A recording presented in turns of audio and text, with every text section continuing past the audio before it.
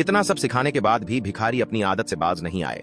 वे अब पूरे suit boot में थे, लेकिन उनकी हरकतें अब भी भिखारियों जैसी ही थीं। बिजनेसमैन को देखते ही वे उसके पास भीख मांगने लगे, पर उन्हीं में से एक भिखारी थोड़ा समझदार था। उसने पैसा लेने से मना कर दिया। कुछ ही समय बाद सभी भिखारियों को अलग अलग देशों में भेज दिया गया, जहां उनके नाम से नई नई कंपनियां खोली गईं। देखते ही देखते हर भिखारी के पास अपनी अपनी कंपनी थी, जिसमें अरबों रुपए थे। इनकम टैक्स ऑफिसर भी खुश था, क्योंकि वह एक भिखारी की मदद से 10,000 करोड़ रुपए ट्रांसफर करने वाला था।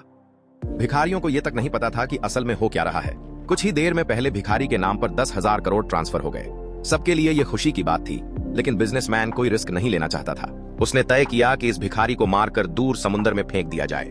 भिखारी को जब यह बात पता चली तो उसने अपनी जान की भीख मांगी, लेकिन इंसान पैसे के लिए कुछ भी करवा सकता है। इनकम टैक्स ऑफिसर को जैसे ही इस योजना की भनक लगी, वह बिजनेसमैन से मिलने पहुंचा और उसे रोकने की कोशिश की, मगर अब ऑफिसर खुद बिजनेसमैन की चाल में फंस चुका था। उसके पास कोई रास्ता नहीं था। अगर वो ये काम नहीं करता तो उसे फिर से जेल जाना पड़ता। ऑफिसर भी मजबूर था, क्योंकि उसकी भी एक फैमिली थी। बिजनेसमैन पैसे के लिए कुछ भी कर सकता था। अगले दिन एक और भिखारी के नाम से पैसा ट्रांसफर होना था। भिखारी तो बहुत खुश था, लेकिन उसके साथ क्या होने वाला है ये सिर्फ ऑफिसर जानता था। वह उदास था और इस कदर मजबूर कि उसने भिखारी से आंख तक नहीं मिलाई।